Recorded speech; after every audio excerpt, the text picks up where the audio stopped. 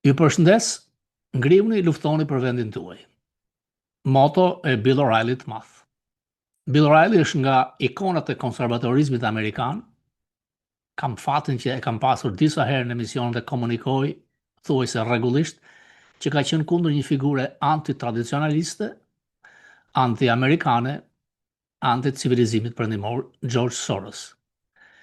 Ai thotë se presidenti Trump përmes departamentit drejtësisë do të ngrejë akuzat janë rreth 60 si grup i strukturuar kriminal, RICO. Ja çfarë thot Bill O'Reilly. I want to emphasize it is a political group. George Soros. Now, Georgie, I'm giving you a heads up. You're in trouble. President Trump's trying to make a RICO case against you for funding violent terrorism. I don't know whether that's going to come about, but that's what the effort is, George. Capital Research Center. It is a conservative group. It has issued a report. Report says that Soros has given $80 million, to groups tied to terrorism or extremist violence. So, pra, e dëgjuat nga Bill O'Reilly madh, që është mundësia shumë e madhe që këto akuza të vënë përballë drejtësisë George Soros, i cili të paktën ka $80 milion të dhëna për grupe që kanë cilësuar si grupe terroriste brenda Amerikës nga administrata Trump. Natyrisht që roli i Sorosit është i thellë në Shqipëri. Janë miliona, në mos miliarda dollar të përfituara nga USAID për gratë e Ramës, por dhe për figurina lëtyra që shkojnë sa djathtas dhe majtës. Në rastin e fundit, doli blof një grup deputetësh të qendrës djathtë, por që në fakt kanë rrënjë thella duke mbështetur një Sorosian. Përse quhet avokat i popullit, kur ata që e votojnë janë figura jo popullore? Përse duhet të jetë 9 vjet dhe jo 900 vjet në atë post, nga dalin këto? Por të paktën vjen dikush që duket qytetar që ka mbaruar shkollën në Oxford, por të marrësh një doktoraturë në Oxford, të përfundosh avokat populli i votuar nga njerëz jo popullor, unë këtë se kuptoj. Nuk e kuptoni që është lojë e atij që quhet Palloshi për të spastuar vëmendjen? I kthen edhe një herë Shorosht. Natyrisht që është helm i thellë i hedhur në gjithë strukturat ku ai ka forcë. Ka provuar që të mbështes kongresmen dhe senator nga e majta, as kush nuk votohet në qoftë se është Soros pas. Çdo shtet ka atë që quhet sekretar shteti, që kontrollon votimet. Edhe këtu Soros ka dashur që të votojnë njerëz të tij, ka dështuar. Atëherë ka vendosur të marrë bordet e shkollave, kolegjeve, universiteteve dhe ata prokuror dhe gjyqtar të cilët vinë në pozicionet e tyre përmes votave. Ka hedhur miliona dollar. Siç tha Bill O'Reilly, janë $80 milion për këto organizata që quhen terroriste. Natyrisht që Rama është i lidhur shumë me Soros, është produkti i tij. Nuk ishte rastësisht që në 97 Rama dhe një tjetër i majt hidhin helm tek Washington, te New York Times. Sponsorizoheshin nga Soros, të rekrutuar prej tij. Natyrisht që fillimisht Soros i ka ndihmuar arsimin shqiptar me fonde, por më pas kthetrat e tij kanë frikë se mbajnë të gjithë strukturat politike në Shqipëri. Duhet spastruar politika shqiptare nga njerëz të tij. Janë antitradit, antifamilje, kundra çështjes nacionaliste, figurina të cilat në duke sulmohen nga Trump, por dhe në administratën e tij ka njerëz që janë të lidhur me Sorosin. Sekretari i Thesarit ka qenë partner miliarder dhe është open gay.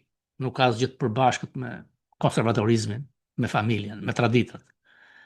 Gjithashtu dhëndri mediokër i llastuar Kushner ka të paktën $250 milion të marra nga Soros dikur. Lidhja me Rothschild ja sollën tërvejt Sorosianit Ballkanit Perëndimor Ramës, duke i falur Sazanin. Vazhduesi i Altin Dumanit duhet të hetoj Sazane. Ju lutem, ndaloni nxitjen e urrëties ndaj Amerikës. Dikujt mund të duket habi që se si administrata Trump vazhdon me të njëjtën vijë me administratën Biden me qasjen me spakun. Kështu funksionojnë shtetet. Nuk ndryshon platforma ndaj korrupsionit, ndaj trafiqeve, pse ndryshon ai që quhet Qeraxhiu i shtëpisë bardhë, presidenti. Presidenti shkon. Amerika mbahet nga strukturat, nga platformat e mëdha. Duhet ju gëzoj ky lajm që SPAC vazhdon të mbështetet nga amerikanët. Nuk u braktis, edhe pse platforma në departamentin amerikan të shtetit është që Amerika të indiferente, pak e izoluar, por kjo tregon që qeveria shqiptare, Rama, është i përfshirë të trafiqet, sepse interesat e amerikanëve janë që SPAC të luftoj trafiqet. Nuk besoj se amerikanët kanë ndonjë interes të madh që të dënohet Balla i korruptuar, Taulanti, apo të akuzohet Flamur Noka, sepse për korrupsion ky vend ka mbështetur dikur Mubarakun, nga më të korruptuarit në galaktik, i cili merrte rreth 11 miliard deri në 30 miliard dollar ndihma në vit. Ma ka thënë dikur Holbrooke. Natyrisht që si çdo strukturë, si çdo gjë në Shqipëri ka trysni të madhe, edhe SPAC-u nuk bën përjashtim. Ajo që unë nuk do të pranoja dot që është në krye të FBI-t shqiptare, të vi dikush që ka lidhje me nga origjina me diktaturën, me nomenklaturën, por amerikanët nuk merren me biografi. Dhe është ajo që dikur edhe Deng Xiaoping dhe Gorbachev nuk ka rëndësi se çfarë ngjyre të ketë macia, rëndësi ka tajmiun. Amerikanët e kanë bërë këtë, kanë përdorur partizanët e Hoxhës, duke vajguar Florit mos vriteshin ata vetë. Pra, janë pragmatist. Po kur presidenti Trump thotë që Europa përbëhet nga kombe dekadente të drejtuar nga lider të dobët, çfarë mendoni ju se mendon ai për vende më të vogla dhe për lider më të vegjël si Rama? Është hedhur ideja që Rama e ka bler heshtjen me Kushner. Nuk është aq e thjeshtë. Nuk është aq e thjeshtë. Sepse platforma e re e strategjisë sigurisë kombëtare e tregon qartë që ky vend nën drejtimin e Trump është indiferent ndaj botës. Përqendrohet në hemisferën perëndimore. Natyrisht që në Ballkan, mbas një rezolute të kaluar në Senat, ku ndalohet nominalisht marrja e trojeve në veriut të Kosovës dhe kërkohet që Kosova të ketë një rrugë drejt NATO-s, duket qartë që administrata Trump do të shikojë vetëm anët e marrëveshjes tregtare. Pse e kanë në Ramën jashtë? Personi që erdhi dhe takoi figurat e SPAC-ut dhe personi që do të zgjidhej ishte zëvendës drejtori i Europës perëndimore dhe qendrore. Ishte në Beograd, daloi në Prishtinë, në Malzi. Malzi po tallet me Ramën. Rama u tall me kryeministrin e Malzi në një takim, siç bën si bufon, por ka dy lajme. Marrëveshja midis Malzi dhe Amerikës e munguar kjo me Ramën, dhe Bashkimi Evropian thuajse ka pranuar de facto rrugën e hyrjes të Malzi në BE. Me ne jo. Janë më serioz, funksionojnë, punojnë dhe nuk bredhin shkretirave të vendeve arabe si Rama. Pse? Ndërkohë që janë ndaluar mesazhet që botoheshin në media nga ajo që quhet lubia, ndaj atij që quhet Palloshi, kush i kontrollon? tregon që media është e blerë, do të rrezikonte gjykata kushtetuese të jepte pak oksigjen Ramës dhe Mataharit të Athinës. Spaku me drejtuesin e ri mund kërkoj arrestimin e saj. Natyrisht ata i kanë votat, sepse ligji është absurd. Jo kam thënë, kryetari i marrëdhënieve me jashtën në Senat, përmes disa shqiptarëve, lidhje mafioze me egjiptian, pagesa me lingota floriri, kesh pa hesap në shtëpi, u arrestua. Shkoj përpara gjykatës, u ndoq në gjendje të lirë, dha dorëheqjen, sot është mbrojtur. Idetë që nuk kanë ndodhur në asnjë vend, zotëri, numri 2 Amerikës, zvendës presidenti Nixonit, Spiro Agnew, greko-amerikan, për probleme me taksat, pra afera korruptive, e detyruan të jepte dorëheqjen dhe u shkarkuar. Rama ka frikë se nëse mbetet në fuqi pezullimi numër 2, nesër Spaku mund kërkojë dhe pezullimin e tij. Përpjekjet e amerikanëve për të mbajtur Spakun, për ta kontrolluar dhe paguar, një njësi që është thuajse e njëjtë me njësinë antikorrupsion, le të themi në Ukrainë, tregon që dosjet janë të thella dhe amerikanët kanë vendosur të mbrojnë interesat e tyre, por dhe të na ndihmojnë duke spastruar politikën nga korrupsioni madhor. Kam shumë mesazhe lidhur me atë që ndodhi me deputetët e Partisë Demokratike që i dhanë votën frymosën për Shabanin. Dhe shumë i bëjnë thirrje Berishës, shkarkoi nga të gjithë pozicionet partijake, organizohu nga e para, a kanë drejt? Unë mendoj se po. Nuk ndodh këtu kur ti je pjesë e një grupi të madh. Gjithkush që ka dalë kundër Trumpit është detyruar të ikë, të largohet. Aq më tepër që ti nuk je votuar këtu. Tu të kanë futur në listë pa asnjë merit.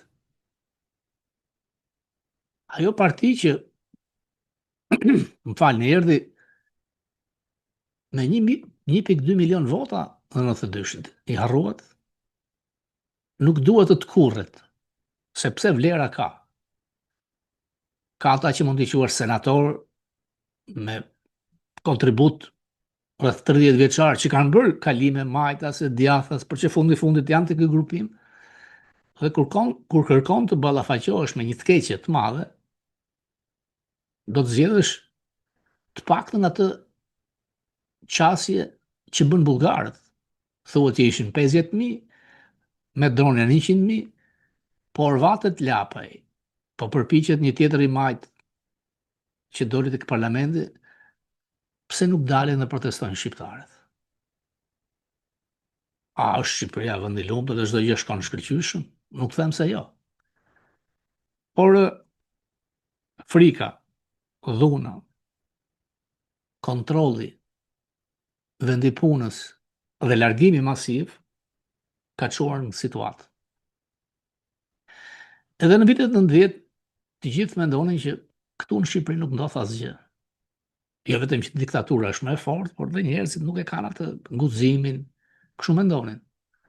Po, a nuk ishin të guximshëm ata në Kavaj që u përballën me anëtarët e byros politike në takime të pafund? U arrestuan, u torturuan, u dënuan, por Kavaja nuk e shkunde do të duhet të shkunde Tirana. Dhe një shkëndije e vogël, me një arsye banale, heqjen e dritave tek studentët, bëri që gjithë Tirana të bërshonte. Fakti është që politikanët janë të korruptuar në Shqipëri. Thuajse të gjithë. Fakt. Sepse sistemi zgjedhor është i korruptuar. Nuk mbështet të aftin në Zotin, po është me lista partije. Sistemi zgjedhor i 92-shit ka qenë më i mirë. 100 direkt, 40 nga listët. Ndaj ndodh që ai që quhet i djathtë firmos për një që është i Sorosit dhe bashkon votat me Ramën. Nuk është era parë. Harruat që janë ndruar kushtetutat, janë ndruar ligje elektorale me marrëveshje nga dy akrat. Problemi është që brezi i ri, përsëri studentët e kanë në dorë atë vend. Thjesht marrin shembullin bullgar. A duhet na gëzoj që amerikanët mbështesin SPAK-un? Asgjë të keqe s'vjen nga kjo. Jo sa ta nëngjej, sepse e kaluara e shumë për tyre të letë dyshosh, por kur kanë arrestuar një ish president, një ish kryetar bashkie, akuzojnë një ish kryeministër tjetër, dhe po fusin pranga numrin 2 të Ramës, po shkojnë afër tij, kjo është diçka pozitive. Rama breth nëpër vendet arabe. Është thënë nga vëzhgues të huaj ka $200 milion, thonë që janë me miliarda të vjedhur. Agjencitë ndërkombëtare nuk ka se si të mos i dinë, ose njerëzit e lubis që vinë në New York. Nga parajsat fiskale me orvatit për pastruar këtu. Është e hershme. Dhe ato dosjet që mund të ketë marrë Dumani, sepse e ka pranuar që po hetohet për çështjen me Ganët në Shqipëri. Ka dalë çështja Bitcoin, ku hetohet përsëri me Ganët këtu. Dhe çështja Bitcoin prodhim i madh në Shqipëri nga njerëzit afër familjes Ramës. Sinaloa është këmbana që SPAK-u nuk u braktis nga amerikanët. Trump e ka luftën ndaj trafiqeve, ka një obsesion dhe ka drejt. Ndaj po sillet me prepotencë ndaj Venezuelës. Mbyllja e kufirit është një nga sukseset e presidentit Trump. Gjatë fushatës është thënë që 150.000 vetë në vit vdesin në Amerikë nga fentanil. Lënda e parë nga Kina, prodhohet Meksik, pak nga Kanadaja, DCDC, kokaina pastaj që vjen nga Venezuela. Edhe pse kufiri është mbyllur, përsëri këtë vit 100.000 deri në 150.000 kanë vdekur. Pra nuk është ndalur dot trafiku i madh. Trump ka edhe ai fajsinë e tij me xhampet, me faljen e ish presidentit Hondurasit i akuzuar për 400 ton kokainë hyrë në Amerikë, një vendim politik, sepse kërkon të kontrollojë me doktrinën Monroe ose John Monroe të hemisferën perëndimore. Por ai që quhet Deep State, FBI, CIA, vazhdojnë politikat e administratave të mëparshme, nuk ndryshon aq lehtë. Dhe këtë më shumë, më mirë nga të gjithë Di Rubio. Jo, kam thënë disa herë, janë 27.000 vetë që punojnë në departament, se në gjithë globin rreth 70.000. Emrime politike rreth 200 janë. Është vështirë të ndryshosh kulturën korporative. Por me këtë administratë nuk është më ai Open Balkan i Sorosit. Nuk ke më ambasada që mbajnë flamujt LGBT, që i hedhin miliona dollar për gratë e Ramës dhe për figurinat që i ka bërë deputet. Fryma është që Trump mbështet djathtë. Shumë i ashpër ndaj vendeve evropiane. Ka drejt sepse qytetërimi perëndimor evropian po vihet në diskutim. Ajo që bën Trump dhe mund të bëjë J.D. Vance ndihmon Europën.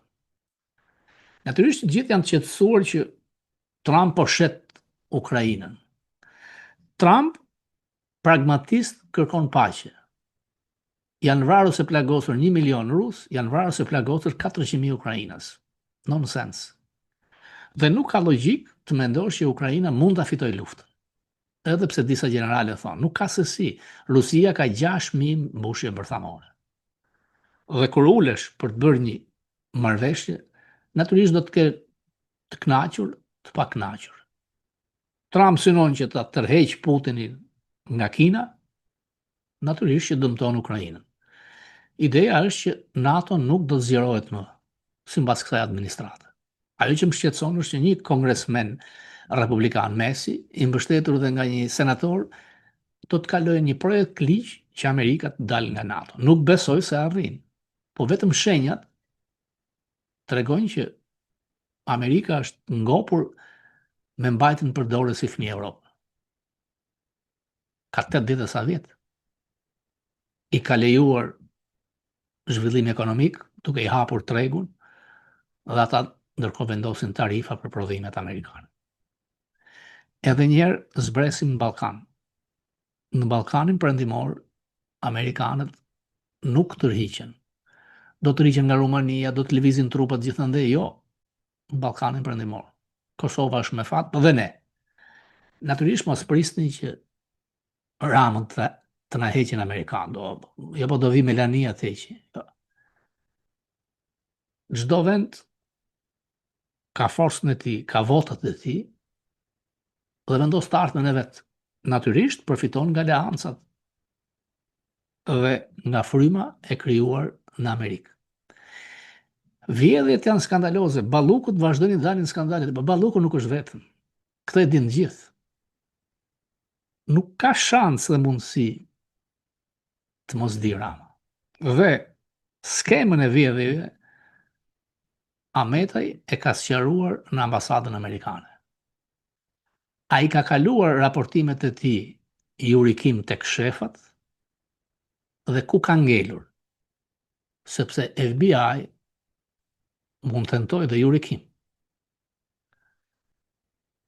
Korrupsioni i saj potencial në Shqipëri nuk mund të kaloj lehtë.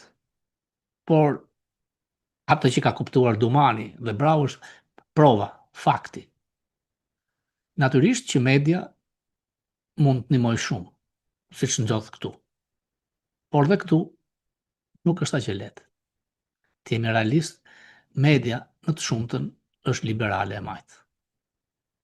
Por Trump ka arritur të gjynjëzojë, edhe pse përdor një fjalor që nuk duket as pak i pranueshëm për një president.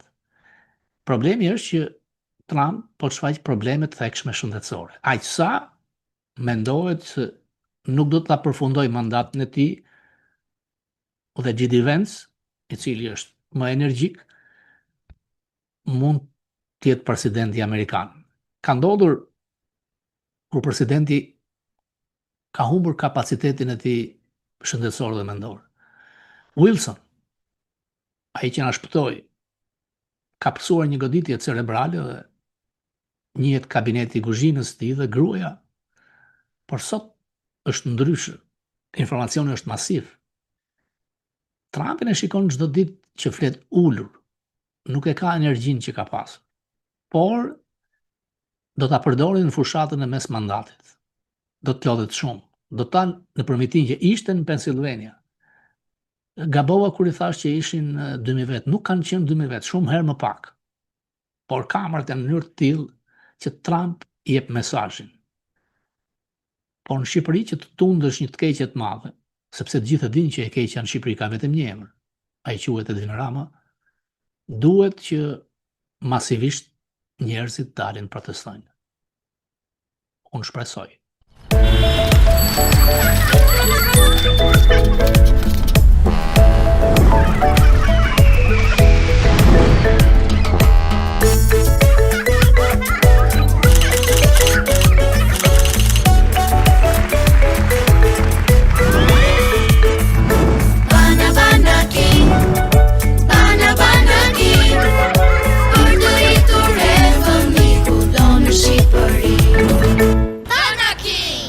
Kudo në Shqipëri.